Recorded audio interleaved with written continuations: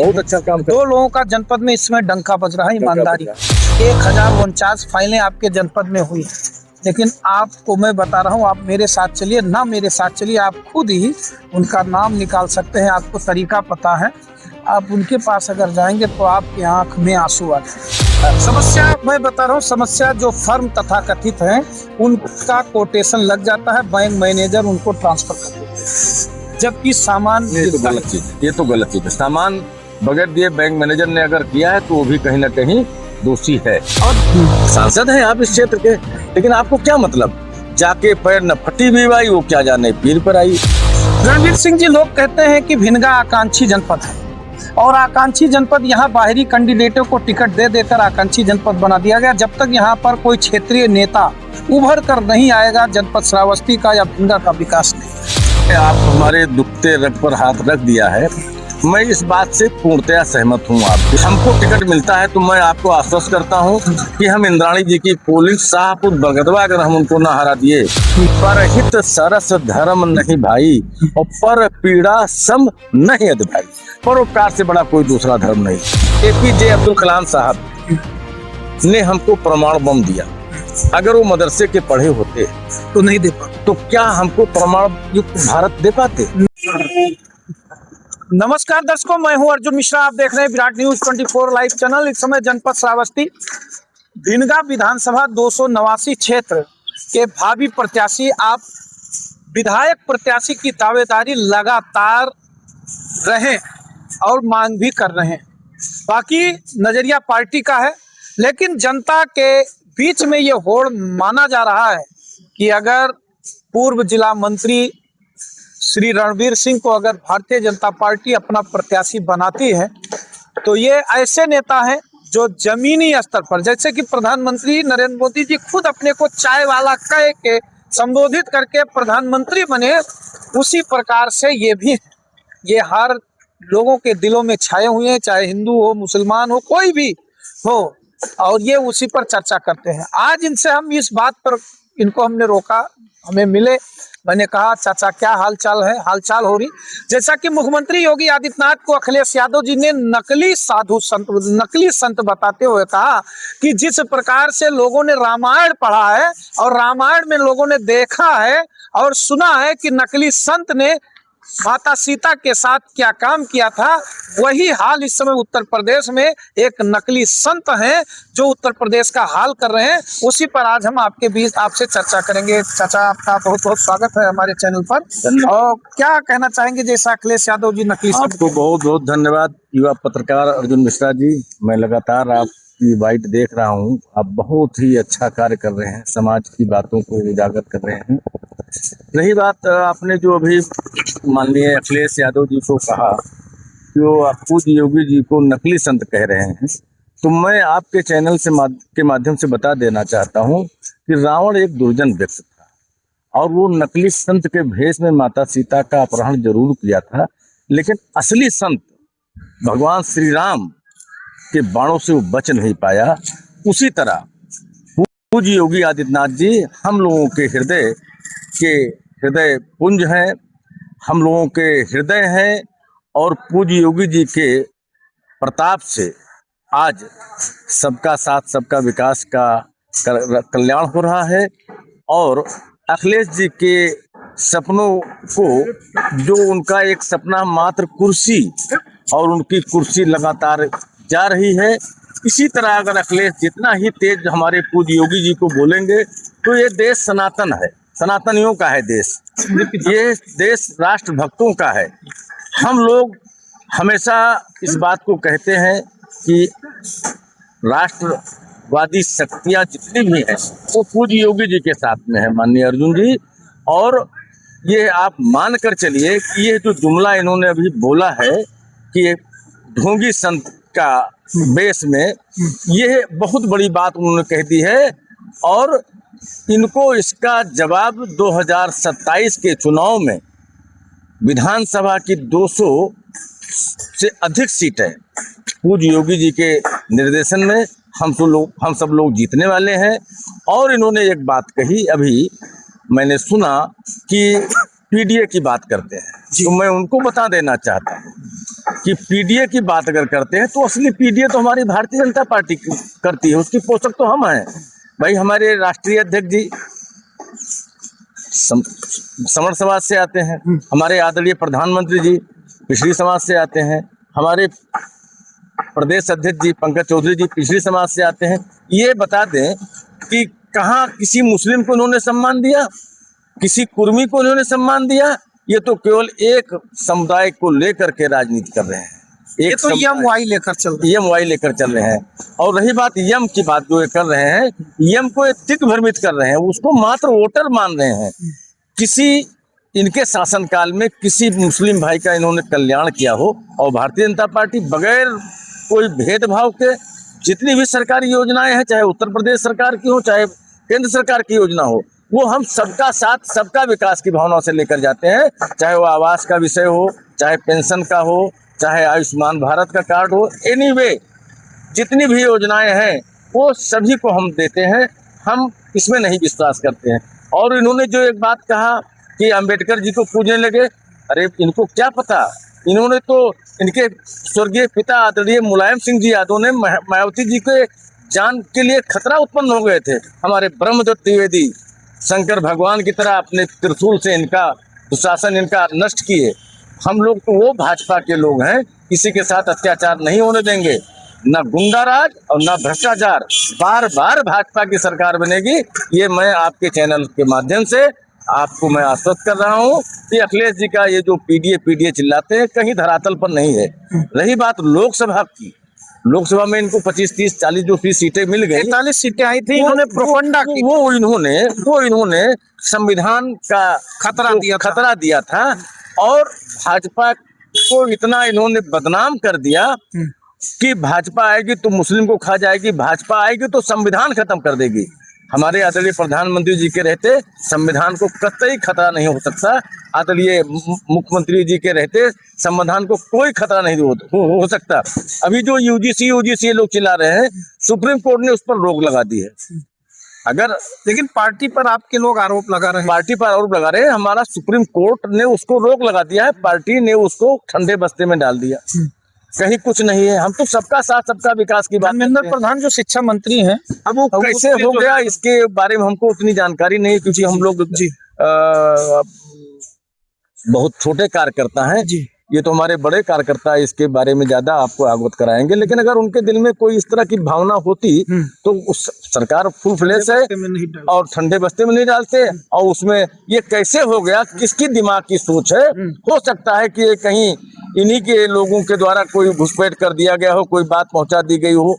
लेकिन हमारी सरकार, पूज्य मोदी जी और पूज्य योगी जी, इनका लगातार जब तक मोदी जी चाहेंगे प्रधानमंत्री रहेंगे और जब तक योगी जी रहेंगे वो मुख्यमंत्री रहेंगे। अरे इनको ये नहीं पता हम इस बार बिहार वहां का असम का चुनाव जीत रहे हैं, बंगाल भी चुनाव हम जीत रहे हैं। ये जात पात की बात करते हैं, हम राष्ट्रवाद की बात करते हैं। मोदी, ये हमारे पूज्य अमित शाह जी ने कह दिया है कि हम अगर आए तो जितने भी विदेशी भगोड़े हैं यहाँ आकर के अपना वर्चस्व बना, सबको हम हटाएंगे। क्या कोई मुस्लिम या कोई राष्ट्रवादी चाहेगा कि कोई बाहर का आदमी यहाँ चलाए? हमारे मित्र, हमारे बगल में राष्ट्र नेपाल है, बहुत ही ज्यादा वहाँ रिश्तेदारी सारे कुछ लोगों हैं, लेकिन कोई इंडिया का आदमी नागरिकता वहाँ नहीं ले सकता। लेकिन उधर के यहाँ ले रखे और वहाँ के यहाँ ले रखे हैं। ये कब ले लिए? ये जब सपा की सरकार थी, कांग्रेस की सरकार थी, तो इनको केवल वोट बैंक की राजनीति करना है। इनको सत्ता चाहिए, कुर्सी चाहिए, इनको देश से नहीं मतलब है। और हमारे नेता हैं, हम दिन चार रहे न रहे, तेरा वैभव अमर रहे। हम लोग इस भावना से जैसे कि रणबीर सिंह जी, ये बताइए कि अभी आपके भिनगा 289 विधानसभा क्षेत्र में लगभग 50,000 वोटर काटे गए। SIR में जैसा हुआ 3,95,000 के आसपास थे, और इसके बाद फिर दोबारा निरीक्षण किया गया तो 3,40,000 समथिंग पाए गए। 50,000 जो है 44-45 के हजार 3,50,000 समथिंग लगभग वोटर काटे गए। ये कहाँ थे? कुछ लोग जैसे बता रहे हैं मृतक भी थे, कुछ नेपाल से भी लोग आना जाना था। अब इसमें करीब 10-12 हजार वोट तो नेपाल के थे, वो बाहर हो गए। प्रूफ 2003 का वो अपना डॉक्यूमेंट नहीं दिखला पाए। और कुछ लोग इसमें शिफ्टेड थे, हो गए।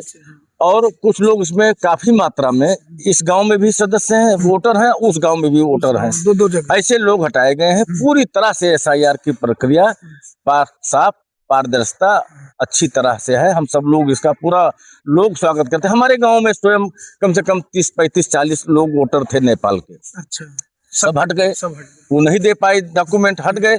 इसी तरह जो हमारा भरथा रोशनगढ़ है, आपका हकीमपुरा है, रोशनपुरा है, ताल भगौड़ा है, हेमपुर है, जो बॉर्डर के गांव है, सागर गांव, मरैला है, तमाम जो अपने बॉर्डर श्रावस्ती में है, तमाम लोग इधर उधर की दोनों नागरिकता ले रखे हैं।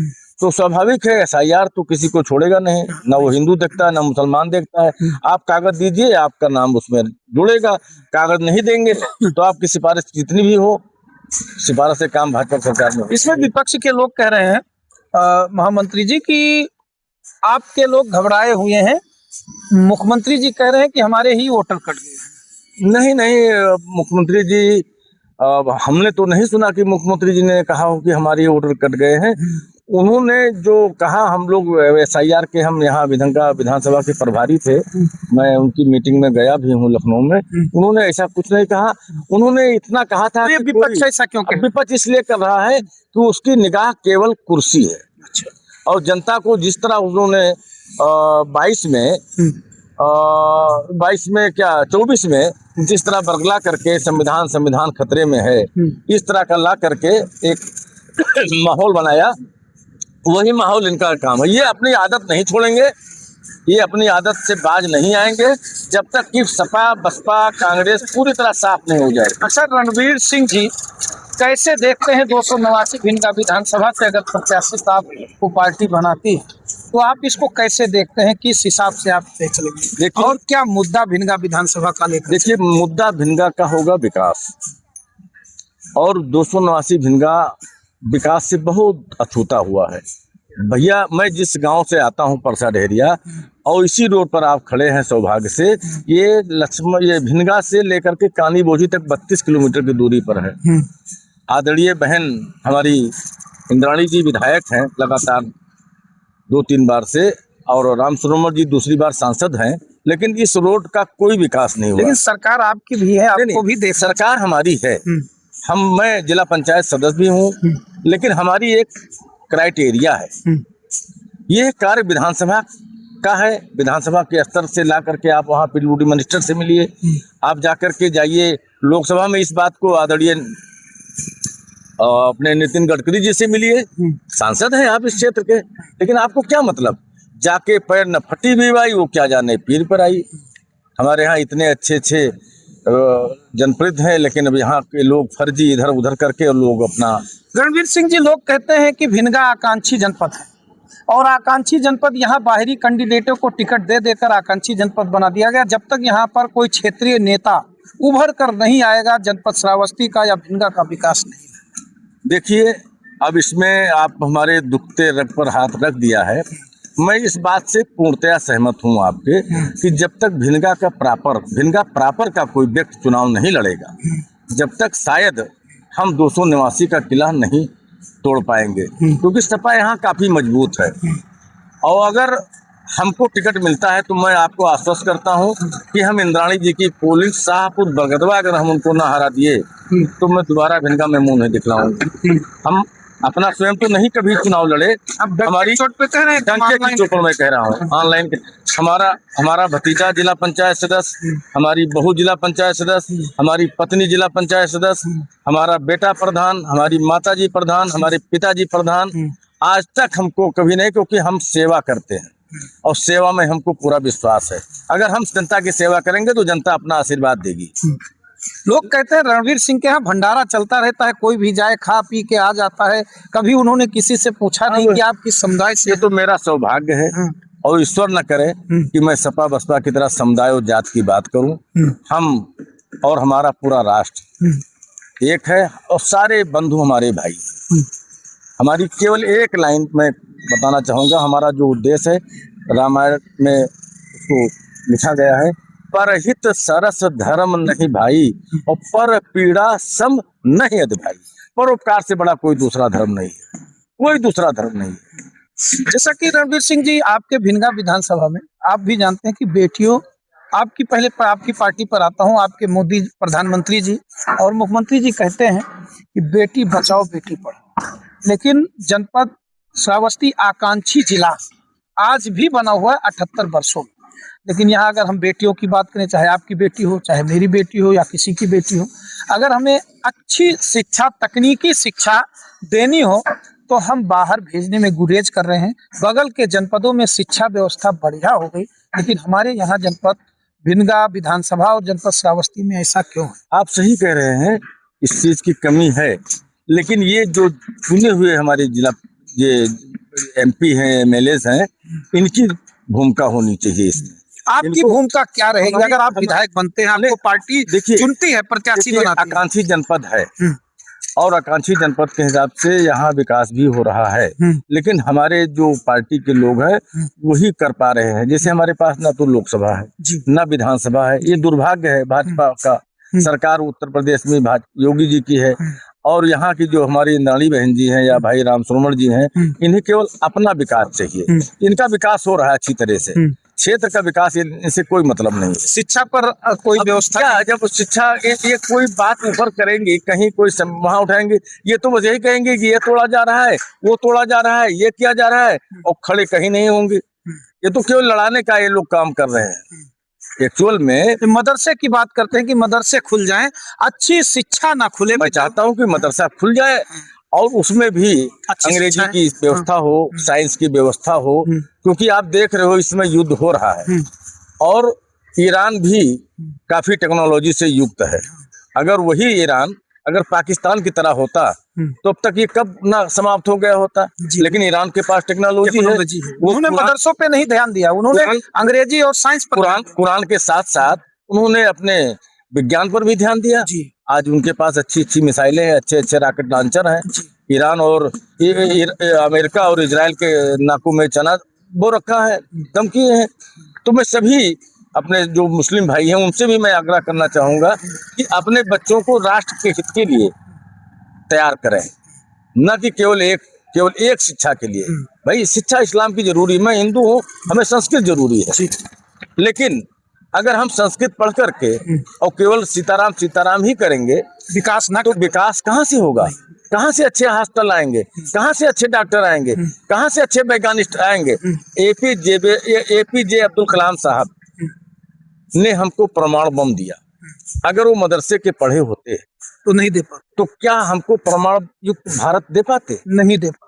उन्होंने कहा, उनका सुनो मुस्लिम भाइयों को करना चाहिए कि एक हाथ में विज्ञान और एक हाथ में कुरान होना चाहिए। मैं किसी इस्लामिक शिक्षा का विरोध ही नहीं हूँ, लेकिन इतना कहना चाहता हूँ कि ये जो नौनिहाल बच्चे हैं इनको विज्ञान और अंग्रेजी से भी अच्छी शिक्षा दीजिए, कहीं भी वो विकास। तो रणवीर सिंह जी, जनपद श्रावस्ती का भ्रष्टाचार और शिक्षा में कैसे आप इसको आगे उठाएंगे, कैसे देखेंगे? क्योंकि भ्रष्टाचार आपको भी पता है कि अधिकारी यहाँ के मनमानी करते हैं, कभी फाइलें कंप्लेंट डाल दी जाती हैं तो उसको कूड़े में डाल दिया जाता है। अब इस चीज को तो मैं कतई नहीं मानूंगा। आप हमारे बहुत ज्यादा कह रहे हैं। हमारे यहाँ कप्तान साहब राहुल भाटी साहब थानों के ऊपर भीड़ खत्म हो गई। नेताओं के यहाँ जो भीड़ लगती थी वो भी लगभग समाप्त हो गया। किसी की हिम्मत नहीं है कि किसी एक को गलत फंसा दो या किसी के ऊपर फर्जी मुकदमा लिखा दो या किसी के साथ घूसखोरी कर लो। अध्यक्ष जी, जैसे कि महामंत्री जी आपने सही कहा, राहुल भाटी जी तो जाने माने इनका नाम है ईमानदारी में। आपके डीएम साहब भी अश्विनी पांडे जी बहुत अच्छा काम, 2 लोगों का जनपद में इसमें डंका बज रहा है, ईमानदारी। दूसरी चीज हम ये चर्चा करते हैं कि जैसे आपने भी सुना होगा, शायद आपके क्षेत्र के लोग भी पीड़ित हों या आपके जानने वाले भी पीड़ित हों, मैं बात कर रहा हूं उस भ्रष्टाचार की जो इस समय कर्ज घोटाले में युवाओं को लोन दिया गया, लेकिन उनके खाते में पैसे ट्रांसफर ना करके कोटेशन दिया गया, लेकिन रोजगार ठप पड़ा। देखिए, ये बात निश्चित रूप से बहुत दुखदाई है। ये भी आप जानते हैं, ये हुआ। स्किल इंडिया के तहत हम रोजगार देना चाहते हैं उनको, और रोजगार के लिए धन चाहिए और धन बैंक प्रोवाइड कराएगा।